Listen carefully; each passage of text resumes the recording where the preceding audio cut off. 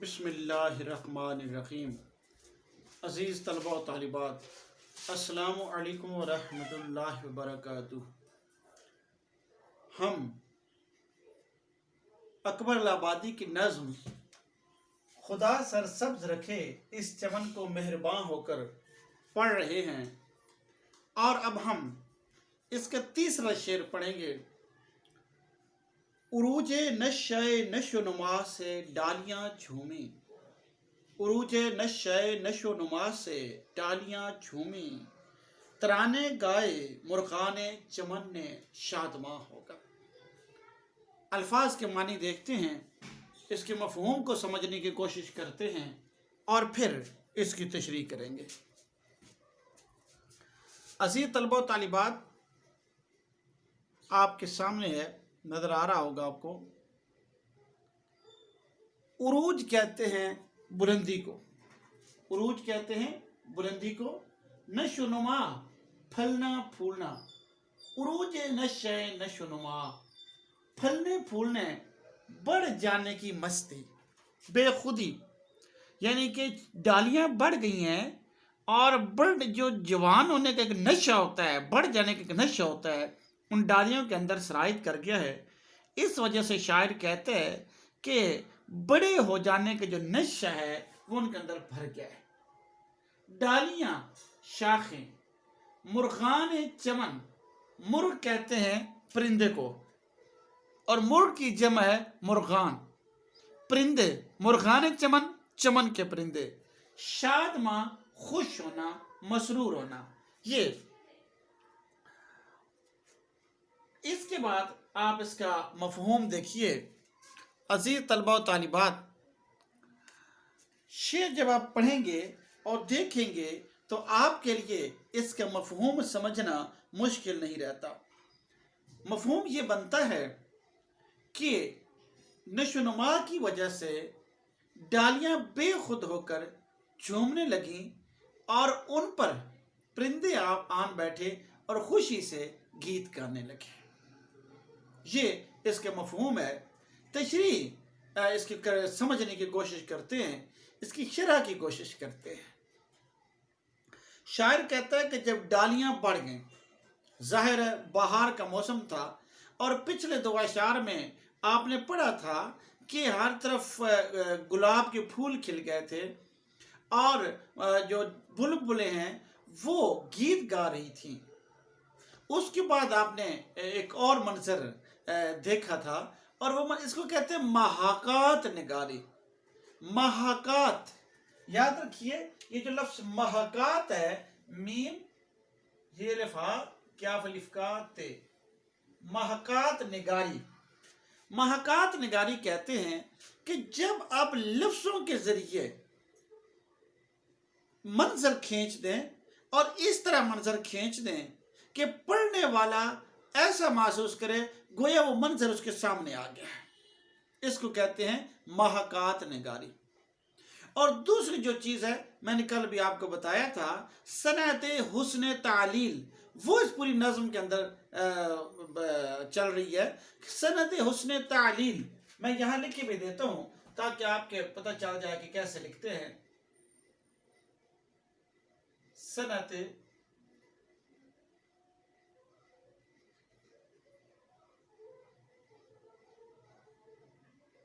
ये आइन है जी, सनअत हुस्न तालील। सनअत हुस्न तालील कल मैंने आपको समझाया था कि इसके मतलब ये होता है कि शायर कोई ख्याल बांधता है, हकीकतन वो उसका हकीकत से ताल्लुक नहीं होता, लेकिन हम थोड़ी देर के लिए उस सोचने पर मजबूर हो जाते हैं कि शायद हकीकत वही है। इसको कहते हैं सनअत हुस्न तालील। डालियां झूम रही हैं, हवा की वजह से झूम रही होंगी, लेकिन शायर क्या कहते हैं कि वो बड़े हो जाने के, नशोनुमा पा जाने के, उन पर पत्ते निकल आए हैं, वो हरी हो गई हैं, वो सरसब्ज हो गई हैं, और टोंड मुंड जो दरख्त थे वो वैसे नहीं रहे। इस वजह से वो जो जवानी का नशा है, उस जवानी की जो बेखुदी है, जवानी की जो मस्ती है, उससे मामूर होकर झूम रही हैं। ये है सनअत हुस्न तालील। हकीकतन ऐसा नहीं है। हम थोड़ी देर के लिए ये सोचने पर मजबूर हो गए हैं कि शायद वो इसी वजह से झूम रही हैं कि वह उन्हें जवानी का जो नशा है, जो बेखुदी है, उनके अंदर सरायत कर गया है। तो उरूज नशे नुमा से डालियां झूमी। डालियां जो हैं वो बड़े हो जाने के नशे से मामूर होकर, बेखुद होकर जो डालियां हैं वो झूमने लग गई हैं, वो मुतहर्रिक हो गई हैं। और फिर शायर कहते हैं कि तराने गाए मुर्गान चमन ने शादमा होकर। जो परिंदे थे चमन के अंदर, जो कोयल है, कहीं जो तीतर है, कहीं पर बटेर है, कहीं पर तोते बैठे हुए हैं, इसी तरह जो है कुमरियां हैं, कितने ही परिंदे हैं, बुलबुलें हैं, कितने हसीन परिंदे हैं, कितने खूबसूरत परिंदे हैं जो कि बहार के मौसम में दरख्तों के ऊपर आन बैठते हैं, शाखों पर आन बैठते हैं, शाखें लहरा रही हैं, बाद सबाज चल रही है, गुलाब खिले हुए हैं, हर तरफ सब्ज़ा ही सब्ज़ा फैल गया है, उसका कालीन बिछ गया है। तो ऐसे में परिंदे आके बैठते हैं दरख्तों पर और वो शादमान है, खुश है, नगमे अलाप रहे हैं, गीत गा रहे हैं। बहार का मौसम आ गया चमन के अंदर। अजीज तलबा तालिबात, बहार का मौसम तो एक ऐसा मौसम होता है कि जिसमें परिंदे तो क्या, बूढ़े, जवान, औरतें, मर्द, बच्चे सभी बेखुद हो जाते हैं। सभी की जो तबीयतें हैं वो हशाश बशाश हो जाती हैं, सभी खुशी से मामूर हो जाते हैं और उन्हें एक अजब लज्जत मिलती है। और सभी हर उम्र के, हर तरह के जो लोग हैं, गरीब या अमीर है, तमाम तबकाती तकसीम से बालातर होकर हर तरह के जो लोग हैं वो अटकेलियां करते फिरते हैं। वो खुशी खुशी से मामूर हो जाते हैं कि बहार का मौसम आ गया। तो ऐसे ही यहाँ पर शायर बता रहा है कि डालियां, एक तो बहार का मौसम है, ऊपर से बाहरी अब जो डालियां हैं वो सरसब्ज़ शादाब हो गई हैं, उन पर शगुफे निकल आए हैं, पत्ते निकल आए हैं और वो झूम रही हैं। बाद सवा अटकेलियां करती फिरती है और उसके साथ मिलके जो डालियां हैं वो झूमना शुरू हो गई हैं। और उसके बाद परिंदे जब उसके ऊपर आके बैठे हैं, इस इतने हसीन मंजर में, इस इतने खूबसूरत मंजर में, महकात निगारी, मैंने आपको कहा ना कि महकात निगारी का कमाल देखिए। इस इतने हसीन मंजर में जब परिंदे उसके ऊपर आके बैठते हैं और वो नगमे अलापते हैं, वो गीत गाते हैं, तो क्या ही हसीन मंजर होता है, क्या ही खूबसूरत मंजर होता है। आप देखिए, इससे मुताल्लिक़ बहुत से शुआरा ने शेर कहे हुए हैं, कुछ मैंने आपके लिए लिख दिए हैं, उम्मीद है आपको नज़र आ रहे होंगे कि क्या मस्तियाँ चमन में हैं जोश बहार से, क्या मस्तियाँ चमन में हैं जोश बहार से, हर शाखे गुल है हाथ में सागिर लिए हुए। हर शाखे गुल गोया के प्याला फूल लेके घूम रही है। परिंदों की शीरी बयानी अजब थी, परिंदों की शीरी बयानी अजब थी, मीठी मीठी उनके जो नगमे बड़े मज़े के थे। दरख्तों पे फूलों की खुशबू गज़ब थी, जी दरख्तों पर फूल निकले हुए हैं, गज़ब की खुशबू है। और परिंदों की जो उनकी कूक है, जो उनकी गीत गाना है, वो जब उसके अंदर लज्जत आ गई है। हर एक शय की ज़बां पर कुदरत हक के तराने हैं, हर एक शय की ज़बां पर कुदरत हक के तराने हैं। नज़र जिस समत उठती है अजब मंजर सुहाने हैं। जी बहार का जो मौसम है बड़ी खूबसूरत मौसम है और इस हसीन और ख़ूबसूरत मौसम के हवाले से शायर हमें बता रहा है कि ये जो हसीन मौसम है, ये जो खूबसूरत मौसम है, ये कितना शादमान है और उसमें किस तरह से जो है जब फूल हो गए, उसके बाद परिंदे हो गए, मतलब तमाम चीज़ें कुदरत हक के सामने सर बसजूद हैं। उसके बाद अगला शेर देखिए, चौथा शेर है, बलाएं शाखे गुल की ली नसीम सुबगाही ने। बलाएं शाखे गुल की ली नसीम सुबगाही ने, हुई कलियां शगुफ्ता रुए रंगीने बुता होकर। बड़ा प्यारा बड़ा हसीन शेर है। देखिए, बलाएं शाखे गुल की ली नसीम सुबगाही ने, हुई कलियां शगुफ्ता रुए रंगीने बुता होकर। अल्फाज के मानी के ऊपर गौर करते हैं और फिर मफहूम को समझने की कोशिश करते हैं। बलाएं लेना, बलाएं लेने का मतलब है निसार होना, कुर्बान हो जाना, किसी से इतनी मोहब्बत होना, किसी से इतना प्यार होना कि उस पर जान निछावर कर देना, निसार कर देना। बहुत प्यार के वक्त हम ये कहते हैं, उर्दू का मुहावरा है बलाएं लेना। उसके बाद अगला लफ्ज़ है शाख गुल, गुलाबों भरी शाख, एक शाख जिसके ऊपर गुलाब लगे हुए हो उसे कहते हैं शाख गुल। उसके बाद है नसीम सुबगाही, सुबह के वक्त चलने वाली ठंडी हवा।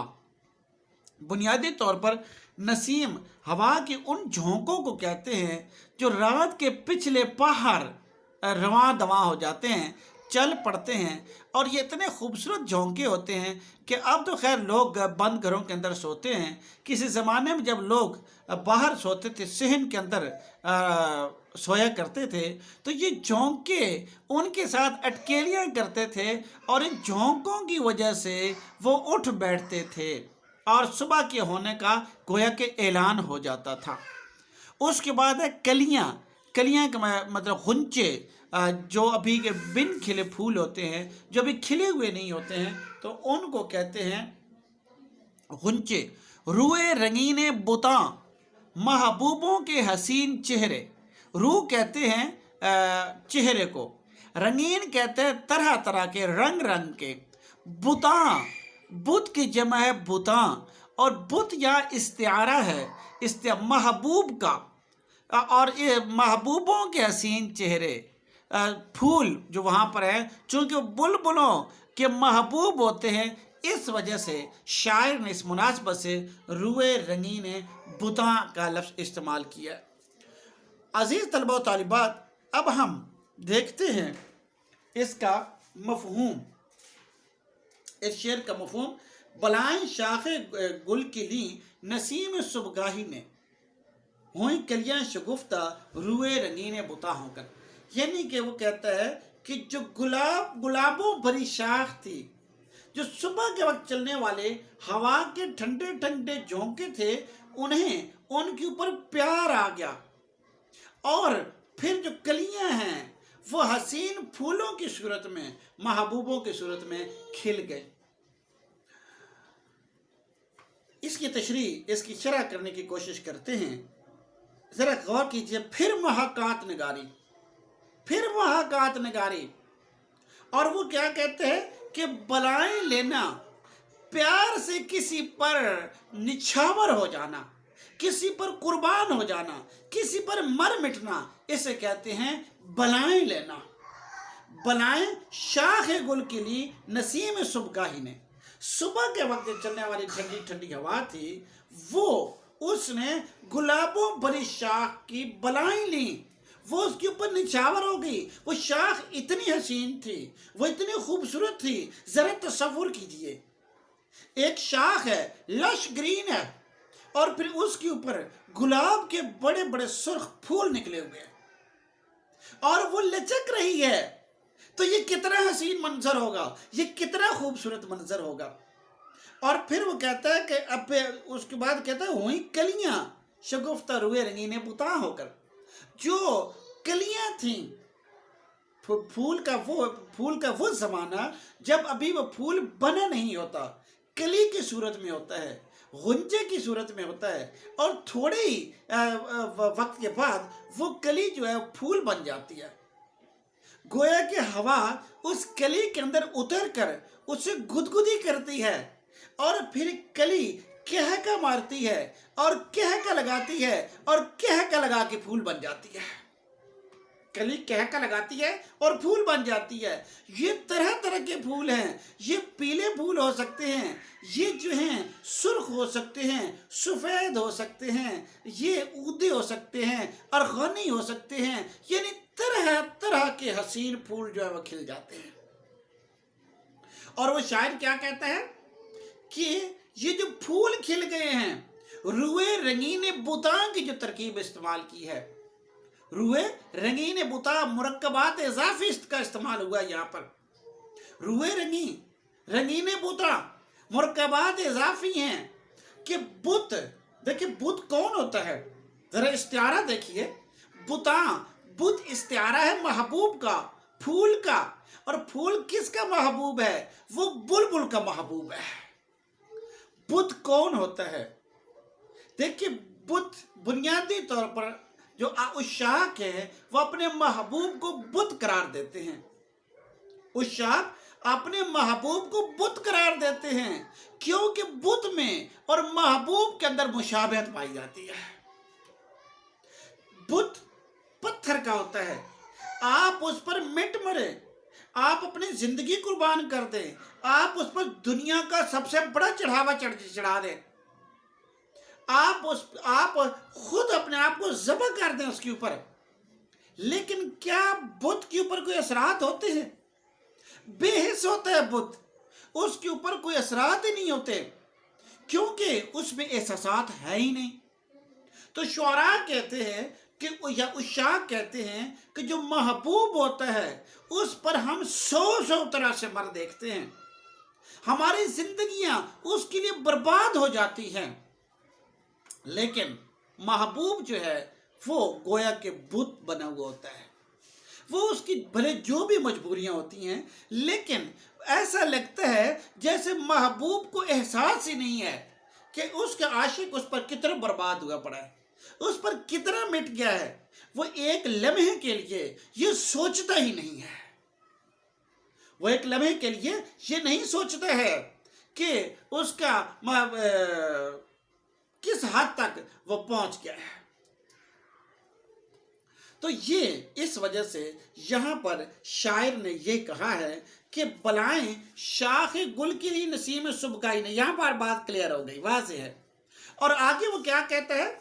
आगे वो कहता है हुई कलियां शगुफ्ता रुए रंगीन बुता होकर, कलियां मुस्कुराई हैं कि शगुफ्ता कहते मुस्कुराना, मसरूर होना, खुश होना।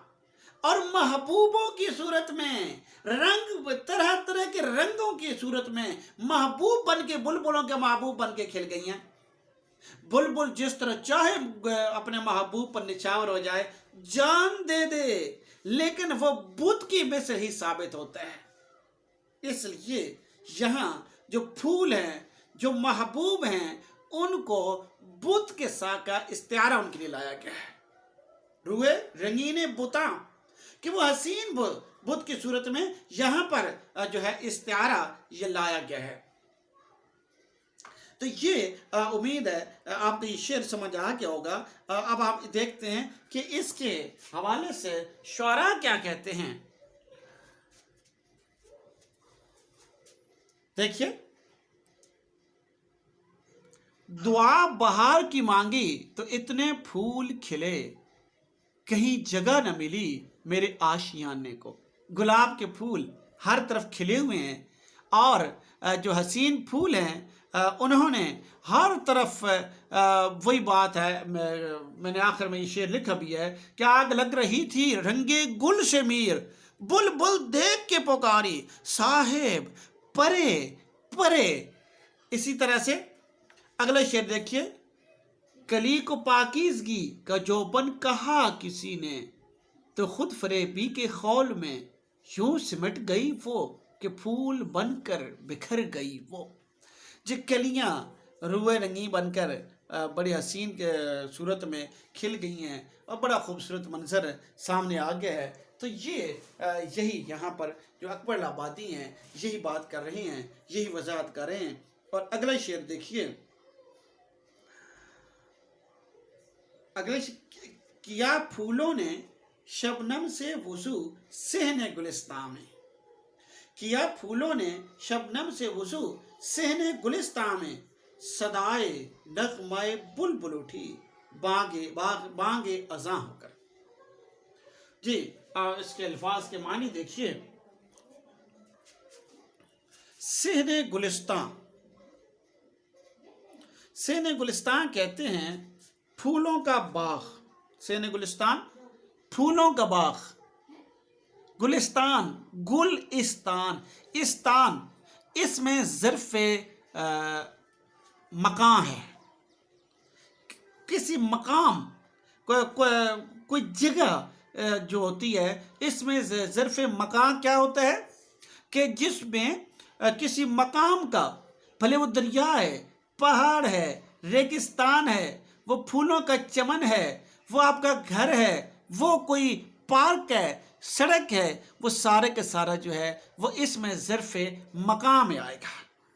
सहने गुलिस, अब गुलिस्तान ऐसा मकाम जहाँ पर गुलाब पाए जाते हैं, चमन यानी कि गुलिस्तान फूलों का बाग, फूलों का सेन मुराद फूलों का बाग है।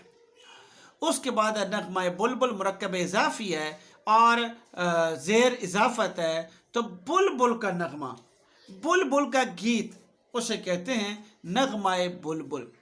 और आगे बांगे अज़ां, बांगे अज़ां, बांग कहते हैं आवाज़ को, अज़ां पुकार को, अल्लाह के लिए पुकारना, अज़ां बांगे अज़ां, अज़ान की आवाज़ जो है और मुरक्कब इजाफी है ये भी, तो अज़ान की आवाज़ जो है तो वो आप एक बार फिर देखिए, एक बार फिर देखिए अजीज तलबा व तालिबात, यहाँ पर फिर हुस्न तालील, हुस्न तालील क्या देखिए, वो शायर क्या कहता है, किया फूलों ने शबनम से वुजू सहने गुलिस्तां में। फूल मफहूम पहले समझ लीजिए कि फूलों ने गुलिस्तान के अंदर शबनम से वुजू किया, और फिर वो कहता है कि जो बुलबुल है उसने गोया के आज़ान पढ़ी। सुबह का वक्त हो गया था, अल्लाह की इबादत का वक्त हो गया था। अल्लाह ताला कुरान हकीम एक जगह फरमाते हैं, इरशाद रब्बानी है, उम्मीद आपकी नज़र के सामने होगा, कि हर शय हमद इलाही के साथ तस्बीह हाँ है, मगर तुम उसकी तस्बीह को समझते नहीं। अल्लाह ताला हर चीज़ जो है वो अल्लाह की तारीफ़ कर रही है, और हर कोई अल्लाह की तारीफ़ में रत्बुल लिसान है, लेकिन हम इंसान उसको समझ नहीं पाते। शायर कहते हैं अब सुबह का वक्त हो गया, अब हुस्न तालील फिर देखिए कि जो फूल हैं, जो फूल हैं, फल हैं, पत्ते हैं, जो शाखें हैं, जो कुछ भी चमन के अंदर है, सब्ज़ा बेगाना है, जो कुछ भी चमन के अंदर है, उसके ऊपर रात को शबनम के कतरे गिरते रहे हैं। औस गिरी है उसके ऊपर। हकीकत तो ये है ना कि औस गिरी है और वो सारे धुल गए हैं, निखर गए हैं। और जब बुलबुल जो है उसने आके देखा इस खूबसूरत मंजर को, तो वहां आकर उसने गीत गाना शुरू कर दिए। लेकिन शायर ने उसने तालील से काम लिया है। शायर कहता है कि नहीं, ऐसी बात नहीं है, बल्कि ये जो फूल हैं, ये जो फल हैं, शाखें हैं, पत्ते हैं, दरख्त हैं, पौधे हैं, घास है, इन तमाम ने शबनम से वुजू किया है। क्योंकि हर चीज़ अल्लाह की तारीफ करती है, तो इन तमाम ने जो वुजू किया है शबनम से, और फिर वुजू करने के बाद इन तमाम ने शबनम से वुजू किया है, और वुजू करने के बाद ये तैयार हो गए नमाज के लिए। और अब आज़ान, ज़ाहिर वुजू के बाद आज़ान होती है, तो आज़ान कौन दे रहा है? बुलबुल आज़ान दे रहा है, आज़ान बुलबुल दे रहा है। तो ये सुबह का मंजर है, क्योंकि जब सुबह होती है तो फिर वुजू किया जाता है, और वुजू के बाद आज़ान पढ़ी जाती है, और आज़ान पढ़ने के बाद फिर नमाज के लिए तैयारी शुरू हो जाती है, जमात होती है। तो ये जो है नमाज पढ़ी जाती है, तो हुस्न तालील है। हुस्न तालील से काम लिया जा रहा है कि जनाब यहाँ पर वुजू हुआ है, اور بلبل نے آزان پڑھی ہے، یعنی صبح کا وقت ہو گیا ہے۔ دوسرے الفاظ میں آپ پھر ایک بار دیکھیے محاکات کہ کس طرح سے آپ کے تصور کے اندر، آپ کی آنکھوں میں، آپ کے خیالات میں، آپ کے تخیلات میں یہ بات واضح طور پر آ رہی ہوگی۔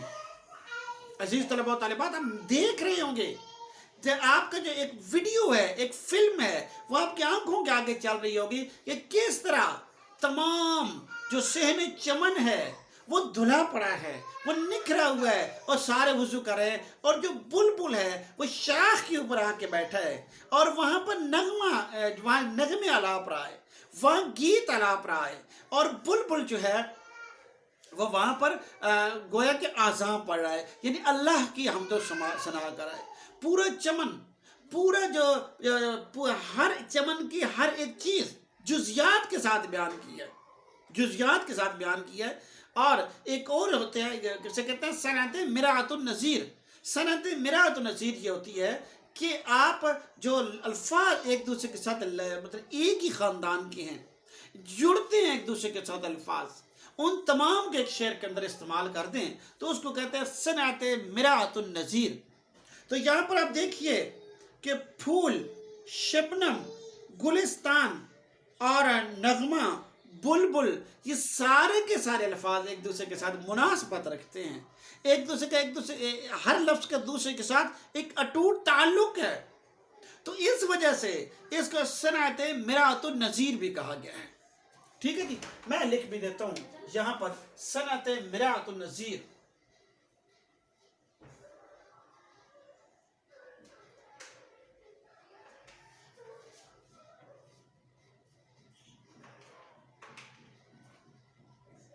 صنعت مراعۃ النظیر سے یہاں پر شاعر نے کام لیا ہے، اور اب ہم دیکھتے ہیں کہ اس سے متعلقہ اشعار کو دیکھتے ہیں۔